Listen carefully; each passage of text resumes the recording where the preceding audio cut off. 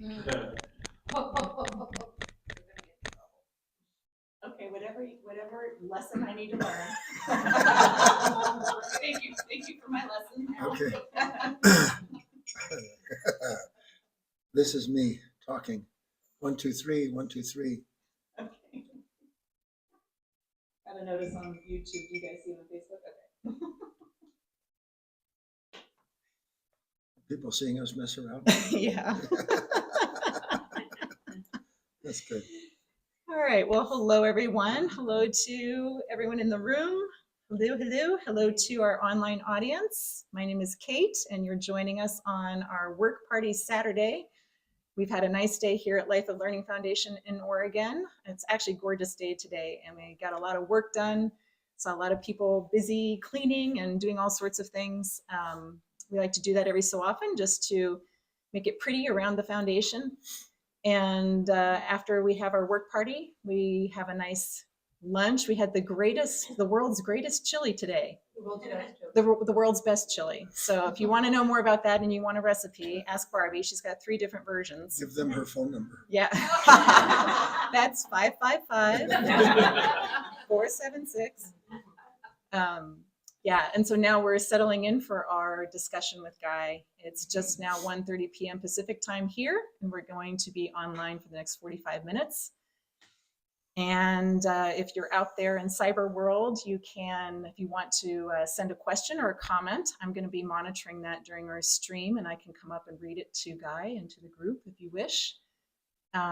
Anyone here in the room, as you already know, if you want to come up and sit in the hot seat, you can do that. Just go around on the edges here.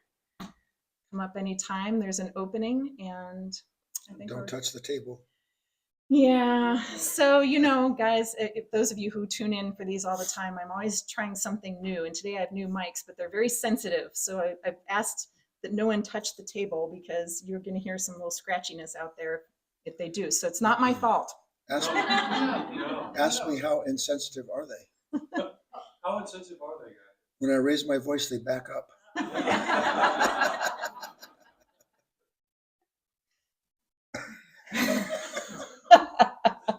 have no comment. Sensitive. So They sensitive. frown. They close cry their and go eyes. home. They close their eyes and punch Yeah. up their shoulders. They go get some Yeah. ice cream. So if Yeah. you want to kick things off, I'll monitor the stream for a little bit. I know you'll have something to say. Does anybody have anything on their mind that you want to talk about or examine? Because I can speak on pretty much anything that comes to mind, but if you have something, I'm happy to go into it. Heidi. Yeah, come on.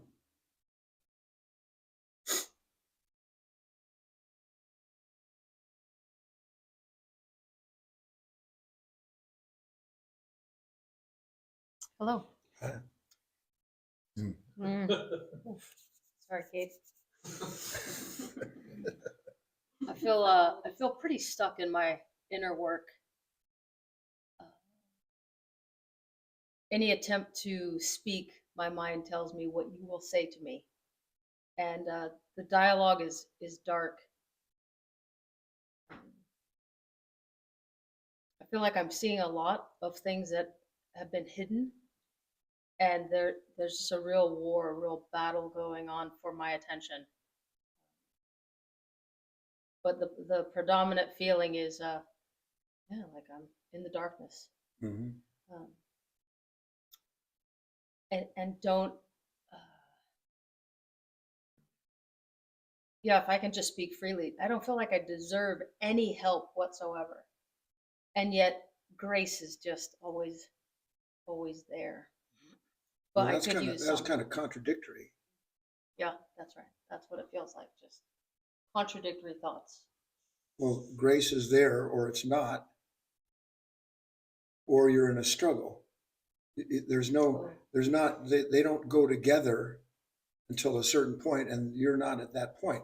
You're either, if I understand you, you're beginning to run into Heidi a little bit more, and you don't like it. Doesn't even feel like Heidi, just impersonal darkness. Yeah. Well, But I do get your point that my mind to say grace is there, that's to move out of the suffering that I'm in into the intellect, to try to fluff something that is not fluffy. The hardest thing, Heidi, for you and everybody is you don't understand how taking thought dilutes the necessary experience of yourself. That's the only refuge that most of you know. When things get dark, think about the darkness. What do I do to get rid of the darkness? What is this darkness about? I don't deserve this darkness. I deserve all of this darkness. And just a flip flop back and forth. And all of it, whether you don't see it yet, or you would begin to relish the task of standing between those opposing forces, is that everything that's taking place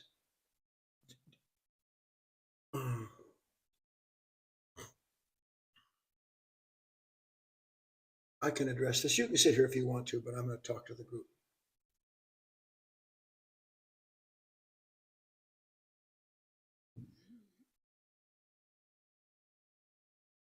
Imagine for a moment a squadron of soldiers, and they have been assigned to ensure that the encroaching enemy doesn't take the high point.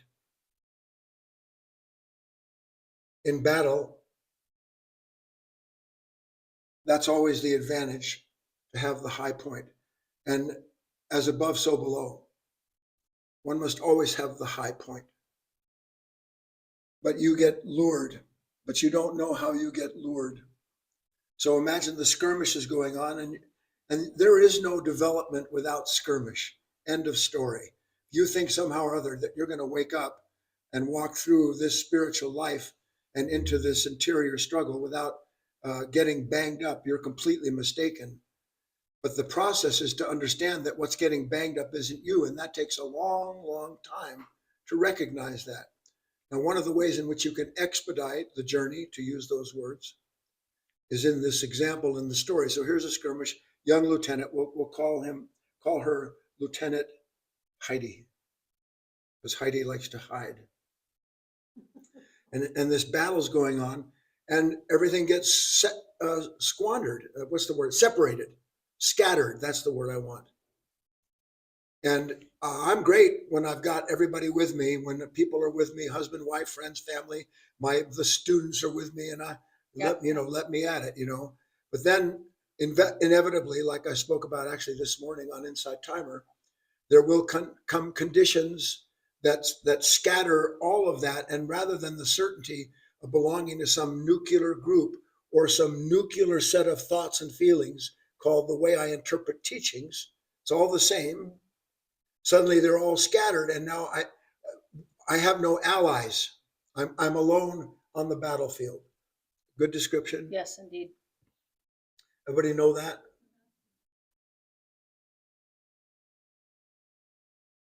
Now, what you don't know is that, and I really don't like the words, that the enemy is this nature that is set against itself. It is not your enemy other than when you identify with its activity. That's when it interferes and causes evil to take place, the separation. One of the ways in which that unconscious nature works, that you have to go all the way through the end of, happens to this young lieutenant 100 times, 55, what comes after 100? 500 times. Yeah. And listen carefully to what the enemy does. It knows that you are scattered, meaning that suddenly you don't have your hands on that which is keeping you in place. And it plants a false flag. It takes the flag that looks like yours and it puts it someplace that when you run to it, it can't wait to attack you. And that's what it does. It plants a false flag. Well, he's the problem. She's what's wrong. This is what's wrong with me. I'm like this. Everything that is a false flag begins with the letter I. Everything. And that's where you get sucked into, is the sensation of I that promises you, if you just run to it in the middle of the battle, that you'll find some kind of shelter or safety. And there is no shelter or safety under any flag whatsoever. Notice how I'm not touching the desk? That's pretty Yeah, good. yeah. Do you understand the notion of a false flag? What are some of the examples of false flags in your life, in your work? Anybody? Blaming someone else. Blame, huge false flag. Why? I see where I need to go with my anger. What else? My next plan. My next plan. Gotta go, gotta do, gotta get. David. Ideologies. Yeah, let me just rely upon, and one day with God as my witness, you will gag when you start to call upon all of these lovely feelings that you have about yourself and other people in those moments. All of that's a complete false flag. How about others? What about believing in people? What a false flag that is. What about believing in any ideology? In anything that you think, if I just believe in this, everything's going to be okay. And how many times do you have to go through discovering that when you run to these false flags, you are momentarily feeling safe or more me, Right. and then it's proven to be completely false. And by the way, and then what happens when you are, so here I am, I'm running from these myself, my own thoughts and feelings. I'm running from them, and I see a false flag. Hate yourself. Hate the person that brought this up in you. Despise whatever it is. And I run there. And when I run there, do I find safety? While I'm running there, I think I'm going. More torment. What you find is you're scattered again, and scattered again and again and again. Now, if that's the case, and I understand that somehow or other I'm in this loop where something is I feel angry, irritated, upset, lost. So that, and isn't it quite the coincidence that it's always in these darkest moments that what I call the light appears to rescue me? The light doesn't rescue you by taking you away from you. It doesn't rescue you by saying, oh, look at this or go there. That is not how the divine works. The divine works by eventually, through your understanding of its working, it gets to the place where you realize, my whole life I've been trying to get someplace. My whole life I'm trying to arrive. My whole life is one big destination point to get to someplace where I won't be suffering anymore. And you have yet to arrive anywhere where you don't have to depart again. Now, if that's the truth, and you see it as the truth, that I've never left, and what am I leaving? Am I leaving my husband, my wife, my family, my friends, my work? Is that what I'm leaving? Or am I trying to get away from my experience of my family, friends, husband? So I'm forever trying to get away from the experience of myself. There's a false flag that gives me what? A new experience of myself that wasn't there before, whether it's hatred or love of something. I get there, and the next thing that happens, what do I have to do? I'm trying to arrive another place. Now, if I have spent my whole life, and you have, trying to get from who and what I am in the moment to some place where I won't be who and what I am in the moment, but the more I go through that iteration, the more I'm visited by this stunning revelation that I'm not getting away from myself. What has to happen to a person in a moment like that? This is all we ever talk about. What takes place when an individual realizes that every effort to become something that they are ensures they will remain what they don't want to be? Every effort to make yourself to become what you want to be ensures that you will remain someone who doesn't want to be what you are, because all of that is just the opposites. So what happens if I actually get to that point? This is where everybody goes quiet. Stop. Yeah, but see, you say it. I talked about it this morning. Let's just say for grins that I realize my whole life has been trying to escape uncertainty. I want to deal only with things that I'm prepared to deal with.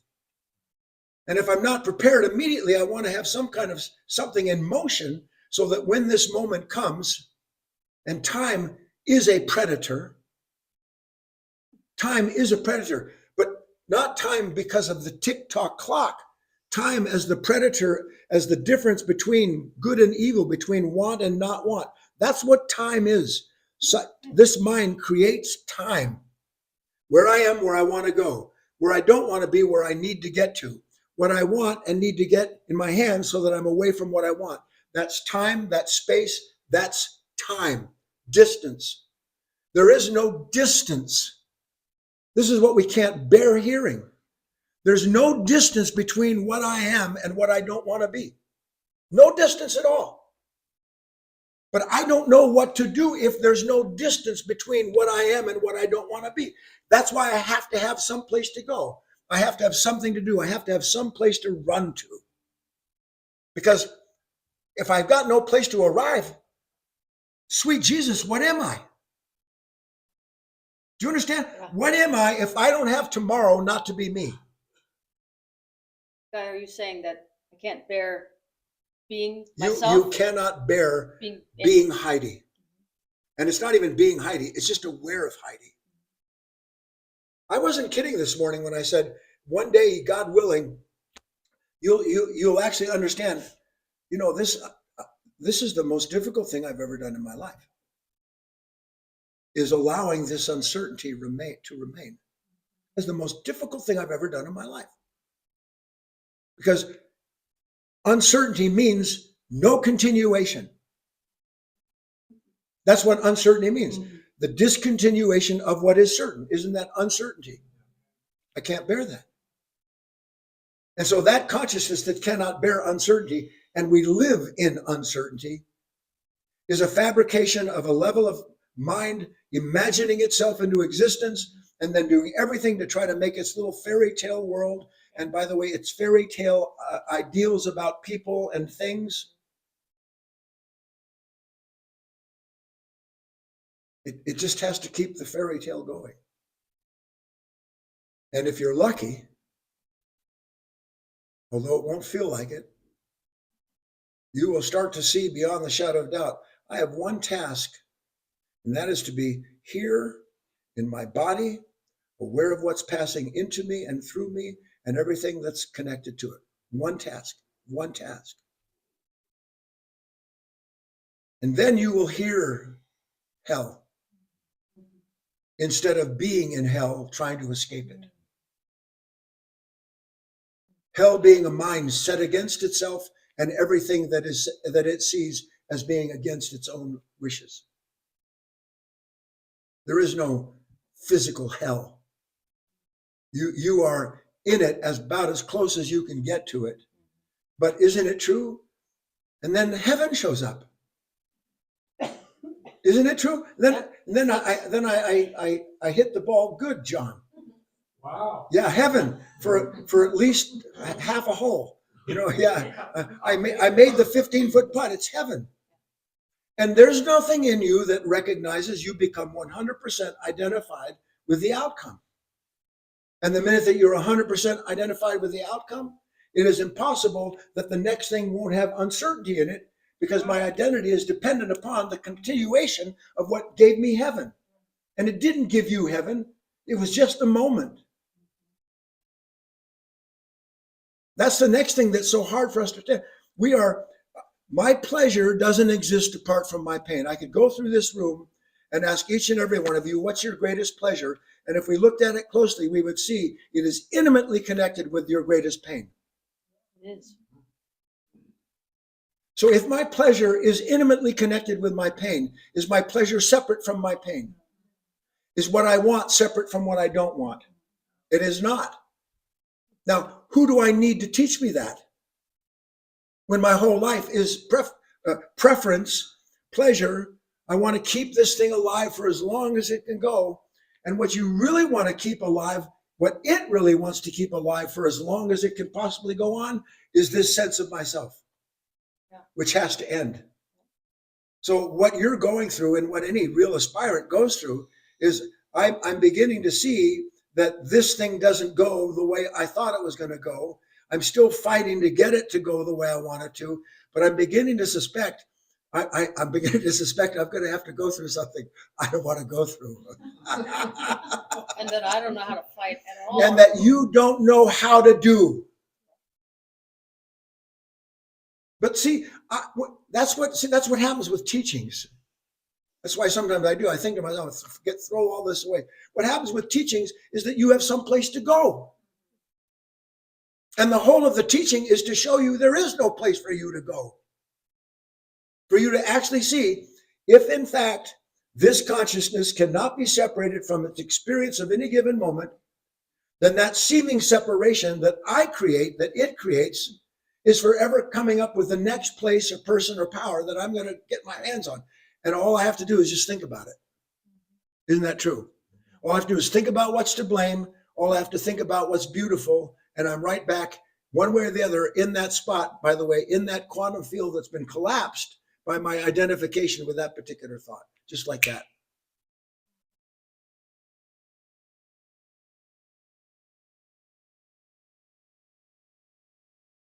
That's why I've always said for the last 40 years, buckle up. Stay in the oven. Stay in the oven. Now, lots of people run and they can't help it. You've heard the voices yourself. I know you have. You can't remain in the real work without having heard legions telling you, get out of here. It's impossible. So if I identify with those voices that are telling me I can't, Time to go. inadequate, time to go, all that business. If I identify with those voices, is there really a difference between me and that level of consciousness, or is it one level of consciousness? One. It's one. Now try to see this, but I'm learning that the love of God would never bring a person into a place where they have to run from what they fear. The love of God would help a person understand the nature of their fear. So on one hand, I've got this understanding that I know is true about what's divine. And on the other hand, I have this part of myself that wants nothing to do with seeing myself as I am. That's the crucible. That's the crucible. And the solution is not one side or the other, because that's the false flag. If want is a false flag, how many of you can understand that? No. Want's a false flag. Not want, pretty clearly a false flag. Yes. So if want and not want are false flags, where in the name of God is the real flag planted? In the middle.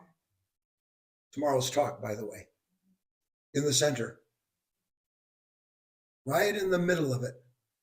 Where I'm not the one who has the love, and I'm not the one who has no love. I'm not the one who hates, and I'm not the one looking for something to love. I am the awareness of those opposing sides.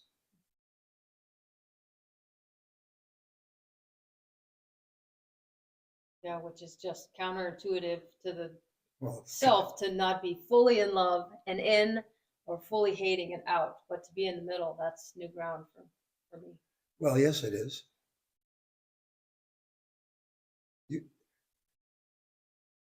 Look, Heidi, everybody here and watching too, whether they know it or not,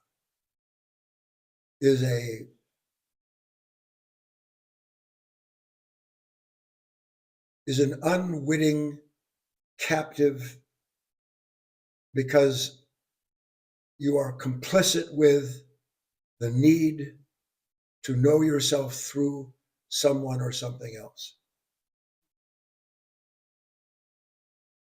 In the end, there's really only one form of suffering that gives rise to all other forms of suffering, and it's called identification.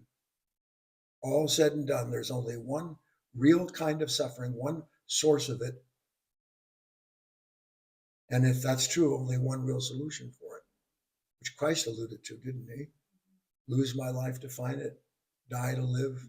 All of those things that are discussed, that when you're listening to them, you think to yourself, yeah, that's cool. Sounds good. Yeah, that's good. I'm in. Count me in. like young Dr. Frankenstein. Let me out of here.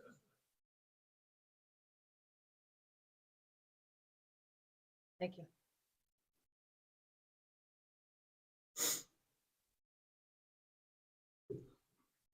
Watch for the false flags.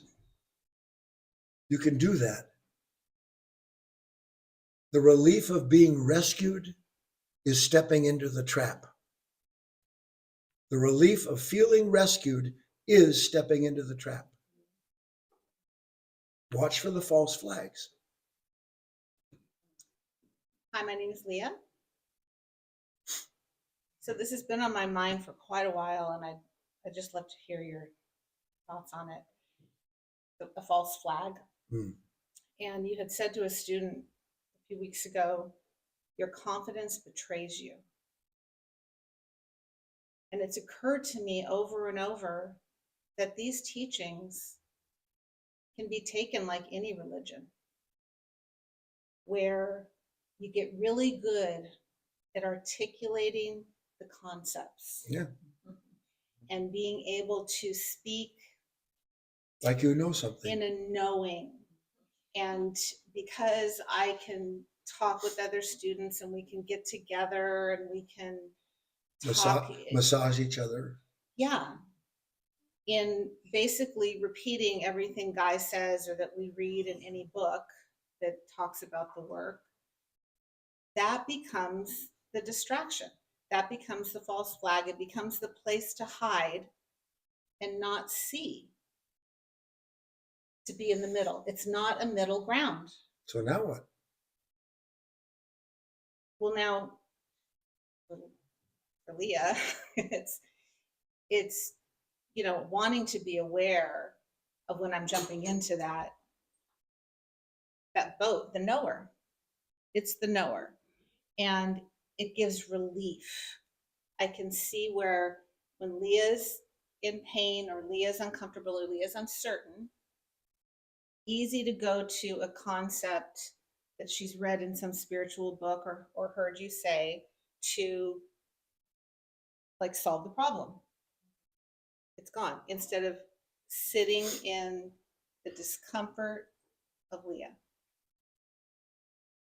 We have remember, I suppose they still have them. You remember the box of crayons? Oh, yeah. Remember that little yellow box, and it had like 24 different or 12 different colors. 12, 44, 36, 48. 48. Yeah, if you're wealthy, you could buy the whole Megillah.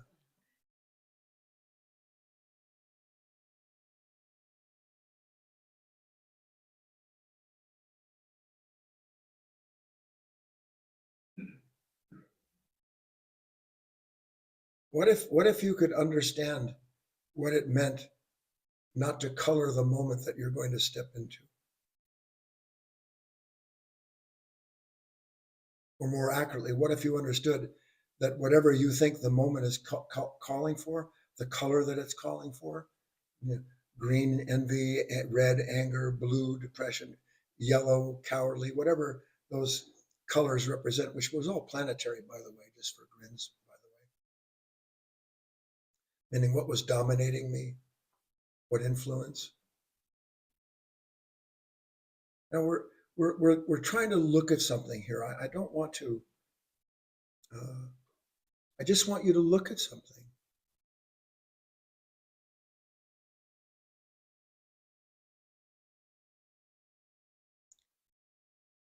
I'm desperate for confirmation.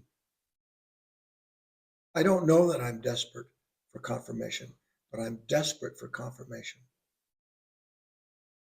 What I say, what I do, how I look.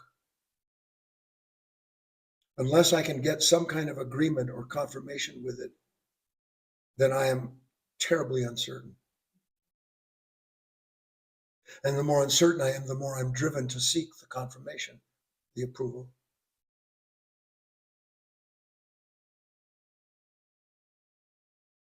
There's a passage in Matthew. I was reading it this morning. Actually, if you never did anything other than read Matthew 5 and 6, the Beatitudes, and then the chapter that follows it, it's probably the richest You know, I mean, there's things in the Bhagavad Gita and Tao, but this is just so rich. And first Christ goes through the Beatitudes, and I'm not going to reiterate that. And then when he's done with that, then he gets into Matthew and he starts telling them, you know, he starts giving them certain laws, all of which are dedicated to bring the disciple into a predetermined conflict with his own consciousness. Every last one of those instructions was telling the disciple to not be, don't do, don't imitate, knowing, as Christ did, that that's impossible for the disciple. But given the word what was the right thing to do, then set against the tendency in the disciple, then it would bring about a certain resistance and a friction inside of that disciple, which would allow the disciple to actually see something about their consciousness. You get that much with me? So he's going through this entire iteration, and then he's talking about what, don't sit and let people see you pray, go in the closet, do it quietly, and don't under no circumstances be not ye therefore like unto them. And he's talking about the Pharisees and the Sadducees. Don't be like unto them. Now, the meaning of those words, don't be like unto them, is don't imitate these people. Don't, they're doing what they're doing for, because everything before that, whether you know or not, was all about rewards. Don't do what they do, because they have their rewards. And if you don't do what they do, then you will have a completely different reward. And then he goes on to say, and I could spend an hour alone on this one idea. He goes on to say, for your Father knoweth what things you have need of before you ask him. For the divine knows what you need more than anything else before you even ask him. Now, what in the name of God does that mean? What would you give, in quotes, and that's not an inaccurate expression, to actually know that there's no moment in life that you're going to go into that the divine doesn't know before you go into it what you're going into and what you need to come out properly? What would you give to know something like that? That's what an awakened life is. That's what enlightenment is knowing that everything that you need was there when you went into that moment. The uncertainty disappears because you're no longer caught up in trying to prove yourself as someone who knows something or shine in the face of whatever it might be. And it's just there because the divine knew before you even knew it what you needed. There's nothing like it in the world. I was thinking about imagine a man on a caravan someplace, on 48 camels and a bunch of dust and sand flying everywhere. And he's rich. He's made it. He's got tents and incense and stuff everywhere. He's perfect. Everything's in place. And there he is, because he's been the largest provider of the finest cotton in all of Egypt. What do I know? Yeah. And there he's on the caravan, and he comes to an oasis, and there's one little man, got a little donkey. And he thinks to himself, I bet this guy wishes that one day he could, be like me. 48, was it 48 or 24? A lot of camels, bales of this cotton, money, authority. I get all the freshest medjool dates pitted for me, by people that pit them for me. I live for this. Yeah. Grapes in the mouth. And it kind of bothers him that this guy doesn't even bother to walk over to him to ask, can I join your caravan? So finally,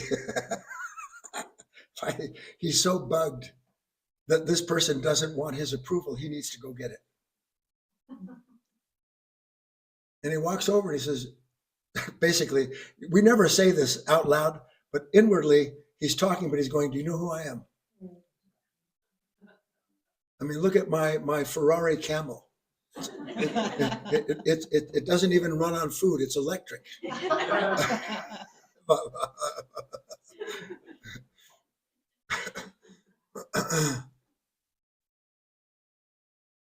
And by the way, this is a real experience, and I pray it for you. And the one little man with his donkey and his one bale of whatever it is says, "Oh, I'm glad for you." And again, the rich man can't stand it. So what are you doing? Well, I've come from a place in the Far East. I'm going west to trade. What do you, how far east? And the man says, someplace that doesn't even sound like you can get to. Well, what are you trading? He said, well, I'll show you. And he pulls out from underneath the canvas on his little donkey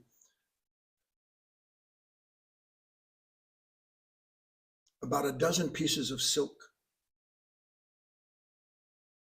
And he hands a piece of silk to the man who's only known cotton. In an instant, that man is impoverished because he understands there's something so much finer than what he thought was the finest thing in the world. That's intended to be your spiritual experience all the time. Is the sudden, and it is, the obliteration of everything that you thought was valuable. Now, who's interested in that? I mean, really, who's interested in having their world shown to be suddenly a pit instead of a palace? And I don't care who you are or what you have, because that's exactly what happens when something comes down the pike and boom, there you are. And it doesn't matter what you've surrounded yourself with outwardly, because inwardly you're surrounded by all these hostile, negative thoughts and feelings.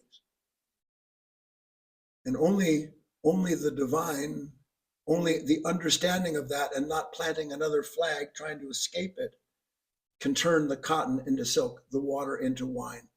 These are all old parables, old stories, but every last one of them has truth in it, but the truth is an interior truth.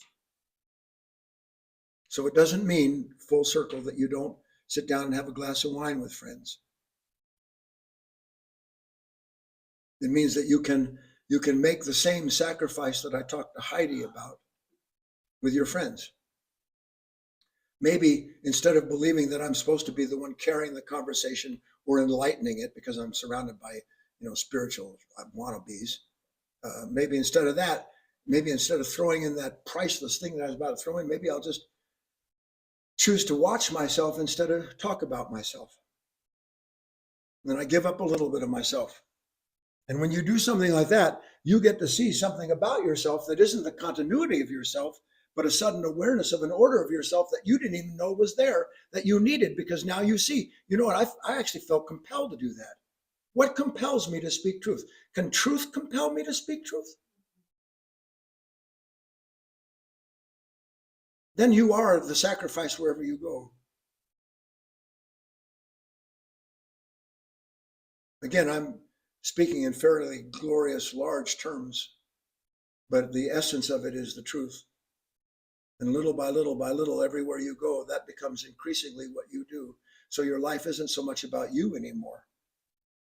It's more about what you can see and give to this moment, that in giving it, you get something from it that changes the moment. And one last word on this idea of uncertainty. The only place something new can come out of is uncertainty. Can something new come out of certainty? It's impossible, because certainty is the known. Certainty is the past, the continuity of self. Only out of uncertainty can you suddenly be made aware that there's actually something new going on, and it's going on in me, and I didn't know it. Wow. I kind of like that silk as opposed to that cotton. Do you understand put that together well enough? Anyway, that's it. Thank you. Yeah.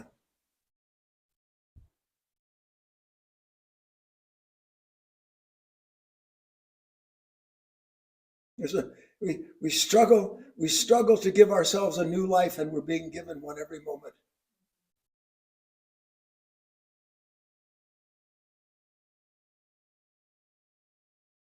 We're just thick, that's all.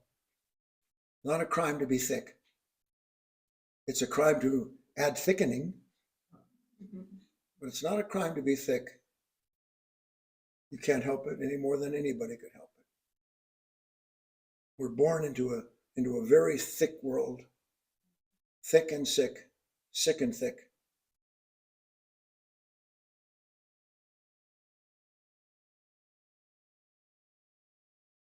And the more we strive for certainty, the more uncertain things become.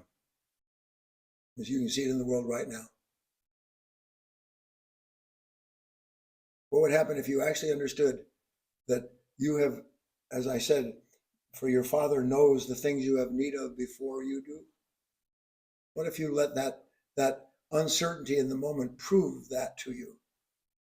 That something could be given to you, and in the real meaning of the word give, see, this is a big problem with the language.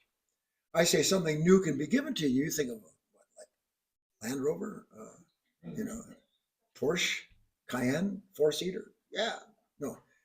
Given to you means that you see is inseparable from you. That's what given to you is. Given to you is the realization that there is something going on within myself that I didn't know about. And now I'm standing in a new country, a new understanding of myself. Because it's only as you stand, it's only as, and you have to be, some of you know this, I often used to joke about it. People always talk, and Heidi, I'm walking into the kingdom, watch out world, I've got it nailed. I know what beauty is. I know beautiful people when I see them. Can I tell you all something? You do not know what a beautiful person is when you see them. Sweet God, you would do so much better if you just kept your mouth shut around other human beings, saying things to them about them that do confirm you. So, this was a discovery of mine 40 years ago. If there was a kingdom and a gates of heaven, and whatever St. Peter or whatever is standing by the side, you don't see footprints walking into the kingdom. You see scuff mark where persons were dragged in backwards. You see heel marks, like tracks on a tire. That's what you see, dragged in.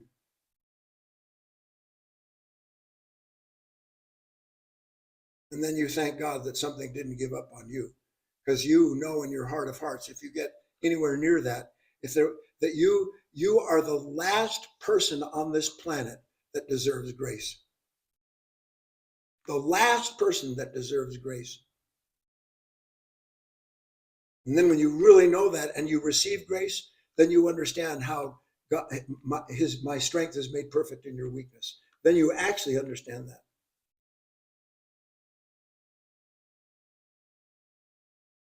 A CEO of a major corporation, if he's awake, there's no difference between himself and the janitor in that same company. And do you know why there's no difference between the CEO and the janitor? Given what I've just said to you? Anybody? Because they live in the same place. They live in the same place and they have the same life. One just has more things than the other, but the one who doesn't have things doesn't care. Because he's living in that world where he's always given exactly what he needs in that moment by something that knew before it was necessary. And the CEO, the same thing. But there's something else that they share, the two of them. And if any of you can guess what that is, you can come sit here and I'll go sit there and be quiet. You know what they have in common? Humility. Who would ever thought that the last thing a person hopes for in this life is the one thing that they should work with everything they have toward? But you can't work towards humility, can you? There's no possible humility if you have a motive. So where does humility come from? Where does humility come from?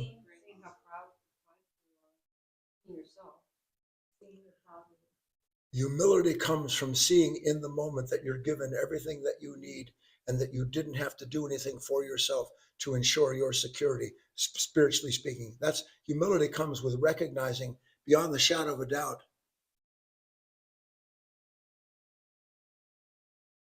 that whatever it is that you've been given, you were given.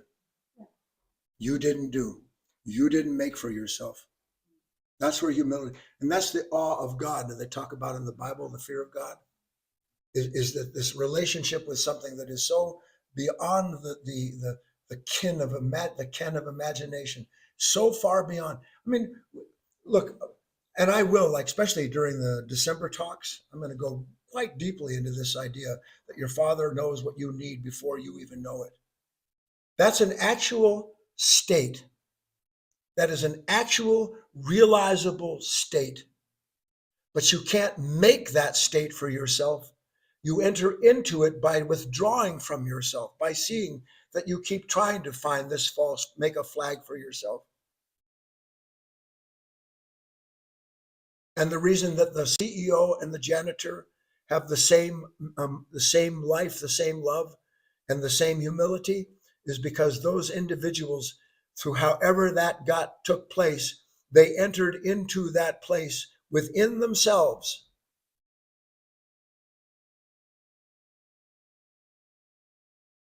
Where it was unmistakable that of themselves they could do nothing.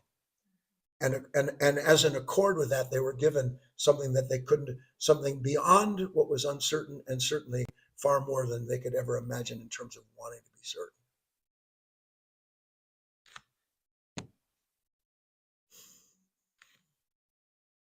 Our 45 minutes flew by. Oh, good. Yeah. But I want to say one quick thing. You're welcome to have as much time as you want. Just don't touch the This- tape. Actually, this relates. I'm going through a phase. I don't know, for a while now, I've been noticing these moments where I kind of come back to myself, and I am so acutely aware of how much tension there is in this body, in this mind, in this heart. I feel just completely gripped by it. Mm-hmm. And I know that that's certainty. There's certainty behind that. There has to be some kind of an assumed certainty that's manifesting itself in the wish to make life match up with whatever it is underneath all of that. I mean, at all times, it's not just like in trying to prepare for a live stream and, make sure everything goes hunky-dory. It just feels like I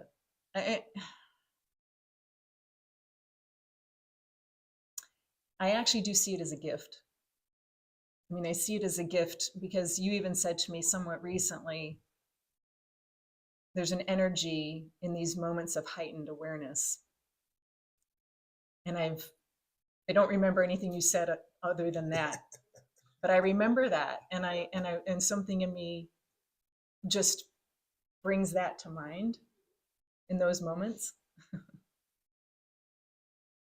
Just at least to put some attention on it, attention on the tension. So.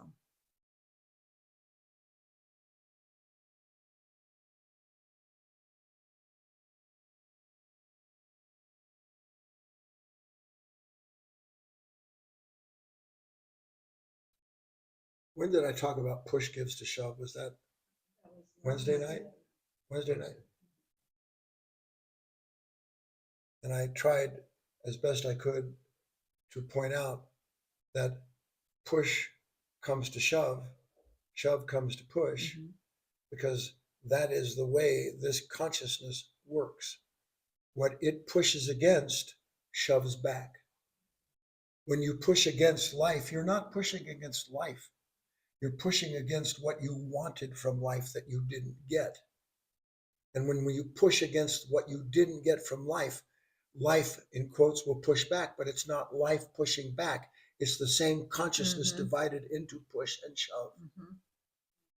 And that's the tension.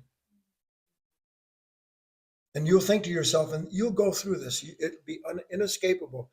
I'd give anything to give up this tension. And then there will come points where you see, you know what? I can give up this tension, but sweet God, I don't know what's going to happen if I'm not tense. Honestly, I don't know what's going to, if I'm not, in there, if I'm not doing that, oh my God, what's going to happen? The world's going to come to an end, and then you need to see for yourself you are at the end of the world inside of that consciousness. It has no future. It is just the continuity of itself that wants the continuity Yes. of itself. And the more you see that, the more you're going to go through dying, which is the only way out. But it's not you dying. It's you bringing an end to something that never lived to begin with, that was calling itself life by consuming you through your willingness to go into and identify with those opposites. Well, is the dying that you're talking about a dying that happens before you get to that moment of, oh my God, I'm in tension again? Oh no, it has to. No, Or is it? it's there. If it's not there, it's not there at all. I mean, how many of you get tense? So I get tense all the time, and it could be anything, couldn't it? Can it just about anything? Like I can feel my wife getting tense now because I've gone on 5 minutes longer. I can be about anything I get tense about. At some point, I have to realize tension, false flag. Right. Tension, false flag. I don't want to be here. Got to go. Got to get. Got to do. False flag. Tension, false flag. One day, tension. Oh, I see the flag.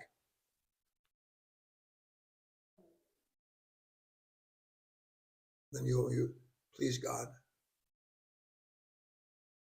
Please help me be here with myself. And then you'll be able to bear that for whatever period of time you can bear. And you will, in that uncertainty, see something that your certainty would have never allowed you to see. End of story. Perfect. All right, time to wrap up. Thanks for joining us today. And if you're new, I encourage you to go to our website, guyfinley.org, and go to the events section. In fact, you can go to guyfinley.org/events, and you're going to see all of the ways that you can tune in. Stop that, you two.